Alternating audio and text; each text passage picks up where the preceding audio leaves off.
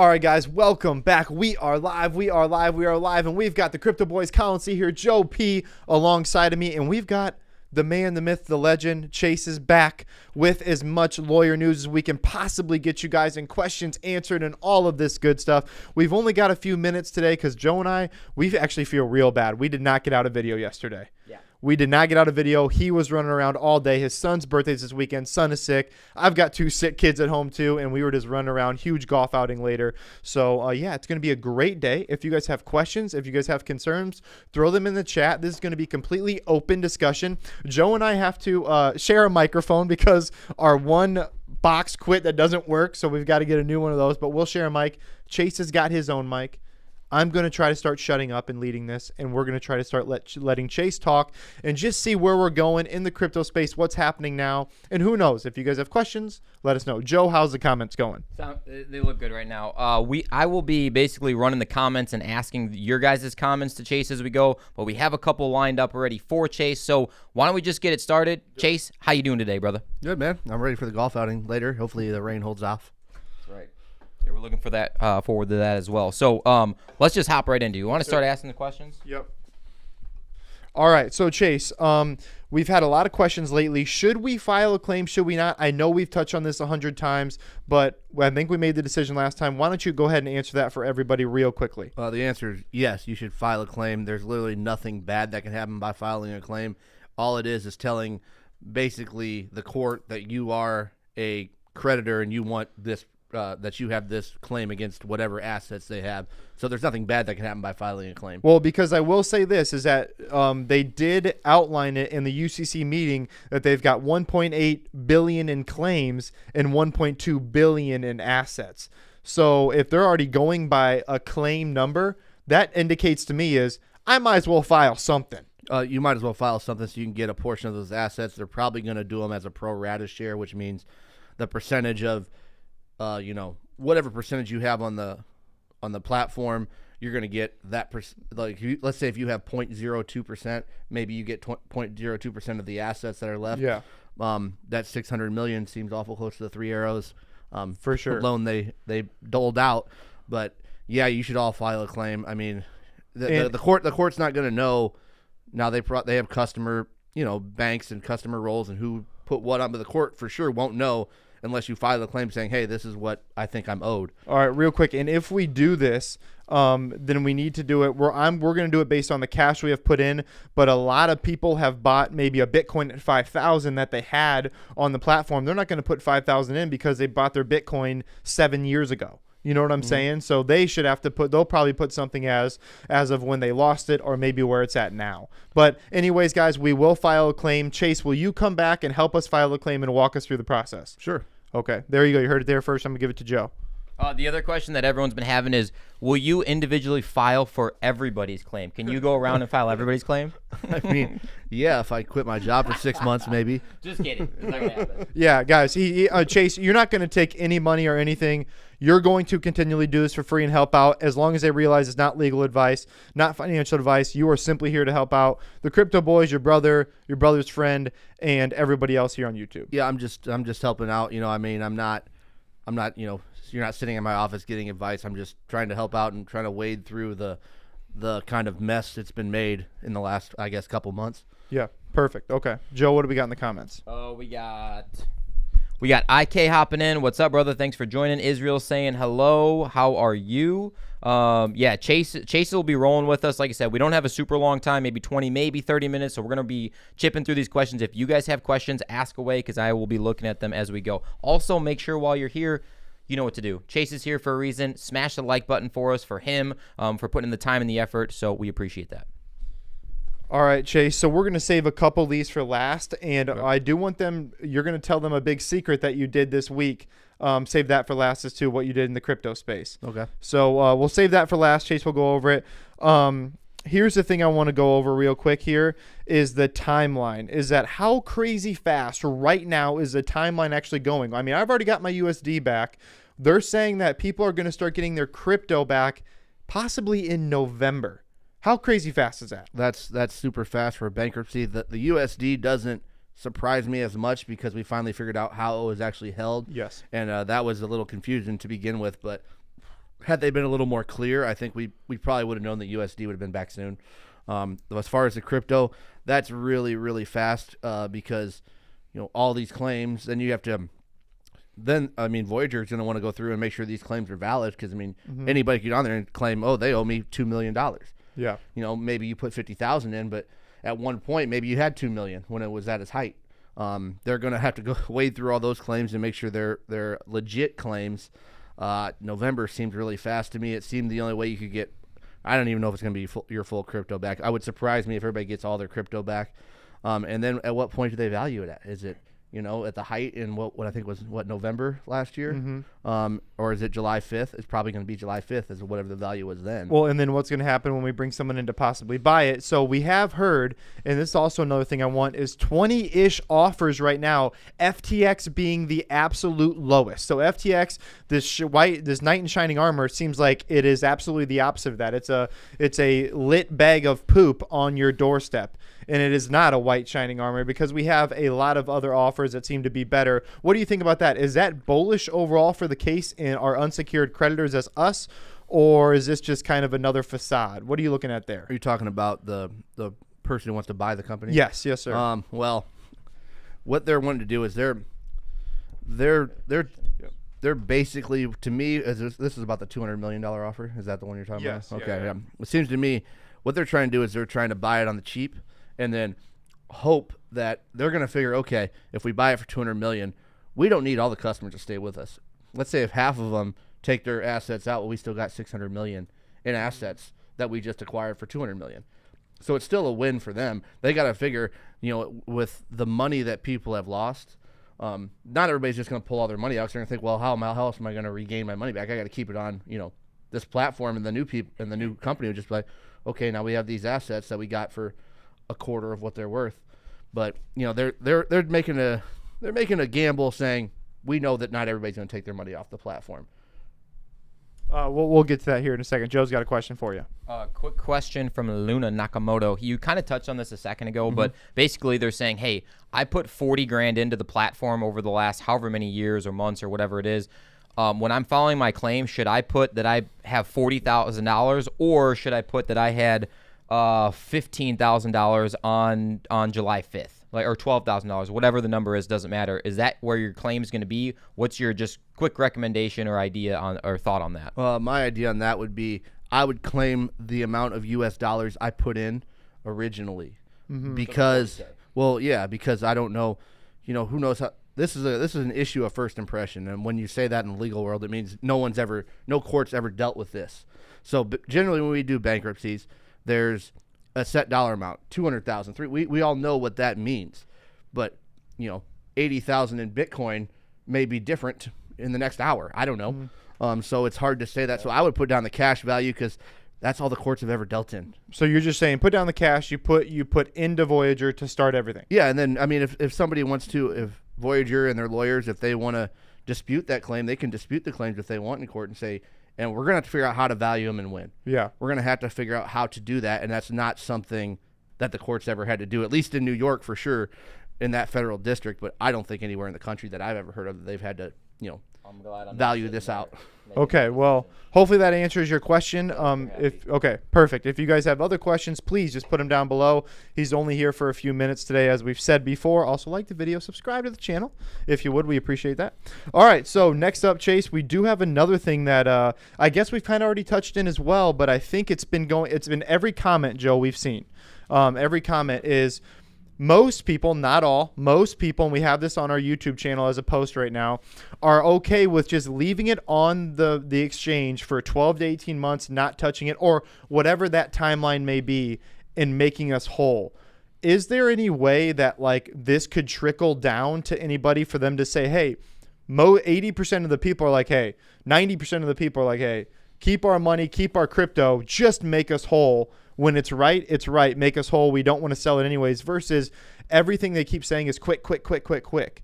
So what, you know what I'm saying? How does that happen? Well, that's exactly what the $200 million offer. That's exactly what they're hoping for. Yeah. 90% of you leave your money on the platform. Okay, they just got $1 billion in assets for $200 million. I think anybody would take that deal. Yes. I mean, whether it's 6 months or whether it's 3 years. Right. But I think if once you once they sell, if they sell, you're all probably gonna have to sign new agreements, like we talked about, before, that you're gonna have to sign a new customer agreement where, you guys all became unsecured creditors, probably unbeknownst to most of you, when you put your crypto on Voyager, that you didn't realize you were just, basically giving it to them to manage how they wanted.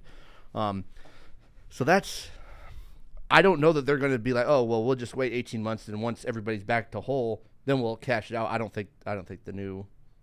If someone buys it, I don't think that's how it's going to go. Whoever buys it won't be willing to probably do that. No. They're gonna buy. They're buying Voyager assets, and as far as Voyager in the court and what they're telling the court is that's your crypto, is their assets. So they're not just going to let you. Oh, once we get to the point where everybody's back to whole, if we ever get there, everybody can just take it off. You're just going to have to, you let it ride on that new platform. It's probably going to operate pretty similar to Voyager. You guys said Voyager is pretty user friendly, if you will. Very. So they're probably going to want the algorithm too, just so they can make it user friendly. But it won't be a temporary thing that everybody gets an automatic cash out. Excellent. Good point. Evan has a good question, and I think we already know the answer a little bit, but if you transferred your crypto from a different platform onto this platform, if you're filing a claim, I think it's his question, would you say, okay, well, I bought this much Bitcoin on this platform, transferred it over to Voyager, now it's gone. Are you gonna still file that claim as how much you bought it on a different platform? I would assume yes, but what's your thought? Yeah, I would assume yes, just because of the volatility of the market. I don't know how you value that, because what do you value when you transfer it over, when they filed bankruptcy, when they froze your assets? I don't know. The only way I know to value things, I mean, this is the first thing ever, come to courts like this. So the only way I know how to value it is in U.S. dollars, and that's the only thing that's going to make sense to, I mean, let's be honest. I mean, the judges haven't seen this before, so that's dollars is going to be what makes sense. And if somebody probably a lot smarter than me, a lot more qualified than me, is going to have to come up on how we're going to value this kind of bankruptcy. And I think I think the judge was pretty careful in his ruling to say, this is not. He went out of his way to make sure that this was not precedent on his ruling, because he doesn't know how to do it. I don't know how to do it. Maybe this is an issue for the Supreme Court. Be honest with you, they don't even know how to do it. No one knows how to do it right now. I mean, when no one knows what to do, generally the Supreme Court's going to have to figure it out, or they're going to have to pass laws on how we're going to do this bankruptcy moving forward. And right now, none of those laws exist. So, it's hard to say put it in crypto, because, I mean, when do we value that? Because, I mean, sure, everybody would love to value their crypto and say, oh, well, we're going to value it in November of 2021. The claims would be, way higher now. So It's just dollars is the only thing that's ever made sense to the courts at this point, which makes sense. That's all we've really ever used. Is there any downside, which I'm sure there is, to overvaluing it? Like, what if my max account, which I have a video on this, ever was $180,000? What if I'm like, oh, it was $180,000 when I know damn well it's not worth that? Well, why wouldn't you want to do that? Because will they not even look at it, or could they skip it over? Or could they be like, well, now we're going to go and, what happens then? Well, really, what if you overvalue when you do a claim? At least when I just recently did a claim for a judgment. I got a client, and then that person, the person against the judgment died. Yes. So we had a judgment for $6,000 in the court file. So I had to file that with the notice saying this is what our judgment was, $6,000. Here's the judgment, $6,000. Here's the documentation for it. If you go in and put $180,000 and you really only put $30 in, they could say they would throw out that claim, or they would contest it, saying this is what we think it is, and then the court could make a decision on if they believe what that number is, because anybody can claim anything they want. Yes. Technically, but the question is, what documentation do you have to prove that that's actually what it's worth? And that's where we get super confusing in the crypto, because one time maybe when you cashed out, maybe it was worth 180. But it's to me, it's similar like the stock market. Whatever my 401k is worth now, I don't really care, because I'm not cashing it out. Yeah. It doesn't really matter till it's time to cash it out. So I don't know that you can go the highest one. Otherwise, the claims would probably be 1.8 billion. They'd probably be 3 billion. Exactly. Okay. Well, that's good. That's a good answer. Anything else we got in there yet? Not yet. No. Okay. Remember, guys, you guys have questions, throw them down. We will try to get those answered as soon and as best as we possibly can. Next up that I do want to go over in cases like this, not as far as like crypto, I'm saying in bankruptcy cases, realistically, what is a percentage that you see in your own world, in your own experiences of people getting back a percentage? Just a quick percentage. Do they get 100? Do they get 80? Do they get 0? Do they get 50? What do you see a lot of? Say average. Just, I mean, and this, nobody should take this number as like, oh, for sure, this is what I'm going to get back or anything like that. 15 to 20% of maybe what your claim is. Oof. So at least it's less. It's significantly less. You don't file a bankruptcy because you have enough assets to cover your debts. Yeah. I mean, that's Yeah. not why you file. Okay, so next up, let me look at. Okay, what if they do make a rebound or recovery and they make it happen? So Apple, GM, Chrysler, I want to say Apple, Chrysler, GM, Marvel. I mean, there's several companies, huge companies that have went through bankruptcy, Chapter 11, just like this, and have bounced back and came back even stronger. Is that even a possibility left on the table? I mean, it's Because always, people aren't going to people aren't going to like Steven anymore. They're not going to follow him. So he's going to have to go one way or the other. generally you have to put it under new leadership. The question is, you know, with the companies you just said, Apple, Marvel, Chrysler, they all had. This is so new in the space, but what did Marvel? What did they have? They had. I mean, you had it's DC Government too. Well, you had the government, but you had Marvel had all these superheroes. They can continue to make money. They have properties that they can continue to make money off of. It's not like the crypto has, you know, a crypto superhero they can go make a movie off of and keep making money that way. You know, Apple has all these products. Maybe we should. That's just a bull run. we need bull a damn bull run. Anyone wants to finance a movie, we could do that. But need a bull I run. mean, you know, Apple, they had obviously, well, one, their algorithm, which Voyager has, but they had all the products. So you're saying they have iPhones. products. They have things they can continue to sell, and you know, maybe they filed Chapter 11 just to reshuffle some debts, but they had.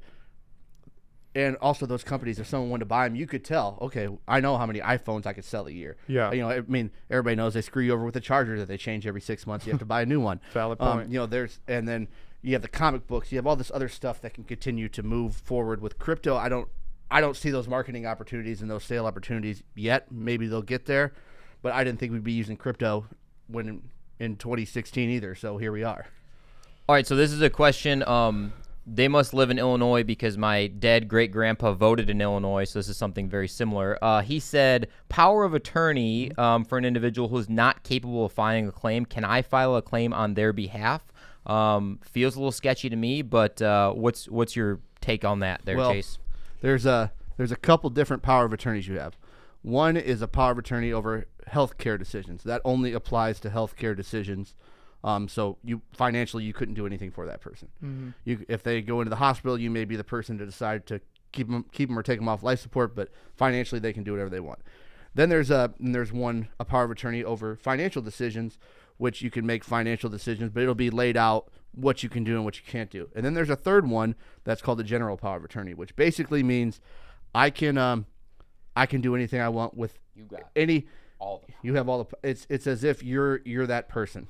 Okay. And if it's a general power of attorney, you could do whatever it is you had to do on behalf of that person. Now, I haven't seen the documents that Israel's asking about on what they say, but if you're a general power of attorney, then yeah, you could definitely make a claim for them. Just maybe this is helpful, maybe it's not. Power of attorney is only good while the person is alive. Once they die, that your power of attorney does not mean anything. So that it would transfer over to a will and the Keep that executor- dude alive. It's funny, but get it done. That's kind of funny, but also sad. Thanks. All right. So next up, guys, excellent. If you have questions, again, throw them down below. But we are going to get into some newer news that just happened the last couple days. What the hell is going on with this bonus thing? So now we're trying to pay, I don't know, 38 people a 1.9 million in bonuses when regular people like us, we ain't got no money. 1.9 million could go a long way and pay a lot of people back when they owe so many people money back who can't even pay their house payment, can't pay all this stuff. What's going on with that? Well, I think when they first filed bankruptcy, they had in their budget that they had so much money in cash to continue to run the business, right? And you said they just sold. Yeah, bring it up. They sold what? CoinFi? Coinify, yep. For $2 million. Yep. Where that cash went, we don't know. Yeah, it's well, I think that's still working itself out, so I don't think that's if, even hit yet. If they sold it, the court's going to tell us where the cash is going to go. Okay. But my guess is they want to bonus these people out, one, because it was the high-ranking employees, I believe, right? Yeah, the CURP participants. Yeah, which is the key employee retention. Yeah. So those are going to be the executives. So basically, they're taking their top people and giving them 1.9 million in bonuses. Yeah. And they tried to hide it. They tried to go like around the courts or something, and now the UCC is filing like, hey, no, we don't want people to be bonused out when this is happening. Right, and this is you'll hear this a lot when like the companies, even like, this has gone on for years. You companies will hear, well, you guys are filing bankruptcy, but you paid your CEO $45 million last year. Yeah, exactly. You'll hear that just by watching the news and stuff. That happens. But what they're trying to do is bonus them out. My guess is maybe running the business is not costing as much as they thought it was going to, and they want to bonus the employees out. So I think it was $110 million they said they had in cash to continue to run the business. Maybe they have a surplus or something. Maybe they've laid off enough people where their workforce is not quite what they thought it was going to be, so they want to bonus out these employees. Because let's be honest, if you were a key employee in Voyager, the chances of you keeping your job, especially at the top, are almost none. I mean, no one's going to have any confidence in you. Right. You're gone. You and your immediate executives, people are like, well, you this is your fault. We're here anyway. So if somebody buys it, those key and I don't know, did you do the math on what each one would get if it was all 38 people divided by 1.9 million? Who knows? What's that? A couple 100,000 each. Yeah. Which I assume the bonuses are not the same. The CEO's not getting the same as the 38th guy on the rung. But yeah, I mean, I think they probably have a surplus in the budget, and they're going to bonus out their employees, at least attempt to. Whether or not that works, that's going to be up to the court, I would think, because they've already filed a motion, asking that the court reject that. Yes, they did. So the schedules, thank you for that answer. So the schedules is coming out soon. We're going to know exactly how much crypto they think we have in our accounts and what we're going to do with it.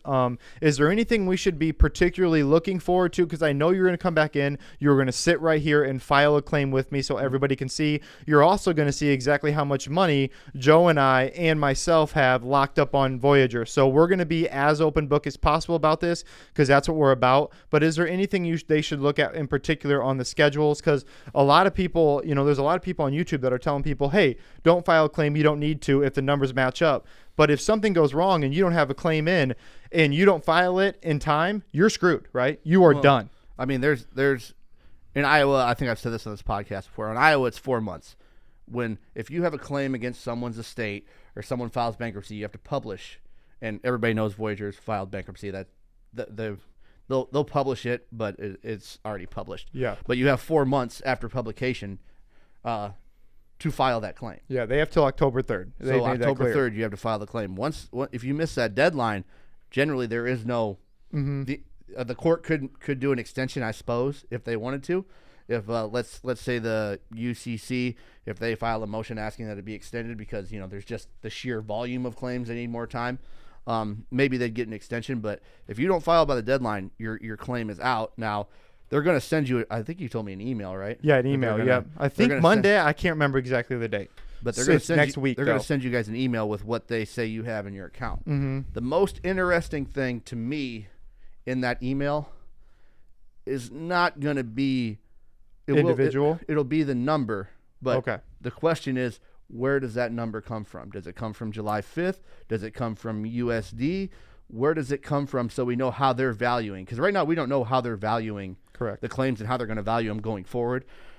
I don't even venture a guess to how they would do it. I don't know that July 5th because if you cut it off on July 5th, well, my value on July 5th at 1 o'clock was this. My value at July 5th at 4 o'clock was this. I mean, our value right now is significantly higher than it was on July 5th. So I'll be interested to see how they value that, what's in your guys' accounts and where the value comes from. That's probably the most interesting thing to me to see what they are valuing at and when. Any other questions, Joe, or just kind of? No, just kind of talking right now. So a couple things too, Chase. So what happens when all of this is said and done and we have to make a decision? Who makes the decision? Do we all get a vote or does someone get more of a vote? What does Voyager's CEOs and executives get to vote? How does this actually happen? A decision on what? On everything. How to sell the company for your amount, how much crypto you're going to get back, how quick, like, who makes the final decisions and says stamp it, approval, this is going to work. The final decision will come from the court.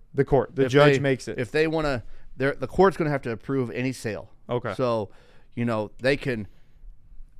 What'll happen is, they'll do a motion or an application, whatever they call it in the Federal District of New York. But they're going to do a motion saying we want to finalize a sale. Here's the reasons why. And then the lawyers for you guys and all the other creditors will have a chance to look at that, and they could file resistances, say we don't want that. Here's the reasons why, and the court's going to have to decide whether this makes sense or not. That maybe is not the ideal situation here because this is an issue of first impression. But that's where it's going to come from, is the courts. Once you open up yourself to the courts and they kind of take control, they're going to make this. It wouldn't be like the Voyager CEO or the CEO of Voyager could go out and make a handshake deal with somebody, and then it just happens, and the court wouldn't know. That once you open this up, it's not like a private sale. Like if you were to sell this gym right now, the government's not going to care what you do. Whatever you sell it for, you sell it for. But you file bankruptcy, then you got a problem. Then you're going to have the court look at it. Okay. Any other questions we've gotten there so far? Nope. I think we're good. All right, guys. You guys have any more questions? Let us know. We only got about 2 minutes left, and then we got to get out of here. Please put them in the comments below. If you haven't liked the video, like the video. It really does help out the channel. Push out this information. Listen, we're trying to help regular people that cannot get a lawyer, that cannot get honest information out there. Chase comes in on his own, pro bono work to come in and help everybody out. So getting a little like, sharing the video, subscribing to the channel, it really does help if you're willing to do that for the Crypto Boys. All right, is it? News. Oh yeah, Chase, we got to get to your news. What did you do this week I had no idea? I don't even know how you figured it out, but what did you do this week? Why don't you tell the people? Put a small amount of money into crypto just to kind of see what's He going on. bought some crypto. Chase bought some crypto. If that's not worth a like, that is worth a like. Well, This dude I figured the market's probably pretty low right now, so now it's it's time to always get in. hella low, and it's going lower. But he bought some go. crypto. You know what's so amazing about that? A new person that never thought he'd ever be in crypto. He just said that bought crypto, and he bought it when it was low. He didn't get it on the bull run. Like, how amazing is that? Unlike me. Exactly. Unlike me too. All right, Chase, any other final words before we get out of here? Again, guys, if you guys have specific questions, right now is your chance. Otherwise, we'll be gone, and then he will come back next week and help us out again. Chase, any final thoughts? No, make sure you do file your claims. I would say that, regardless. And yeah, if anybody has any questions, like I said, put them in the comments. I'm happy to come back and talk some more. But yeah, file your claims, and I'll be interested to see what that value is. How they value your guys' accounts is particularly interesting to me, because that will give us a better view on how they're viewing your accounts. Whether it's I don't even know if it's going to be in dollars or crypto. I really don't. I would assume it's going to be in dollars, and then I'll be interested to see how they came to that valuation. Excellent point. Michael has a quick question, but we kind of already talked about it as well. Can we do a step-by-step on how to file a claim? It looks very confusing to me. Yes, Michael, we will be sitting down. Chase will be doing a step-by-step for us, for Colin's assets and dollars and whatever else. We'll show you exactly how to do it. Just follow it step-by-step. It'll be easy enough to just follow along. And then the other thing is, A, are you positive in crypto overall, Chase? And B, what did you buy? Well, am I positive? What do you mean positive in crypto? I guess. Like, is your outlook going forward? Why did you get into it? It's because we talk about it so much. Or are you starting to realize it's getting bigger? It's going to the government. Maybe there's something to it. Well, now that the government's involved, they could have more regulation, which may stabilize the markets a little bit. And two, I happen to have been on this podcast, I don't know, 5 times, 6 times now, where it's been crash and burn. Well, crash and burn's when you want to get in. Yeah, absolutely. Because if it's crash and burn, all you need is just a little bit of water, and you're going to make some money. So are the only two, because I talked to you right before, the only two things that you bought were Bitcoin and Cardano, or did you buy something else as well? No, those two. Okay. Great So buys. Bitcoin and Cardano, you know what? I'm so glad you bought some Bitcoin, because that is what, in my opinion, you should buy first. It's something that we screwed up on a little bit. But Well, I think that's been the most stable one throughout. Not stable, but that's been the one that's held its value the best. 100%. Yep. 100%. No doubt about it. I just do feel bad for that guy who, instead of taking Tom Brady's 60,000, he took one Bitcoin for that 400 point for that 400 touchdown ball. I know. Anything else in the comments that we need to get to? No, it's pretty good. Israel said next time he's in Des Moines, he's taking you to Ana Dulce. I used to live in Des Moines. I'd love to come back. Yeah. All right, guys. So that is with Chase. We are going to wrap it up there. He came on his own to help us out, help you guys out, and we're going to file a claim for you with all of our assets. You're going to see exactly what the Crypto Boys hold, and we're going to have Chase sitting right next to us to help us file those assets. Other than that, guys, we really do hope you enjoy your Saturday. Have a great weekend. Go outside. Enjoy the sunshine. It is sunny. It is sunny here finally. Maybe we'll get our golf in. It is sunny. All right, guys. We appreciate you guys being here, and we appreciate you rocking with the fittest crypto channel on YouTube. And we are out.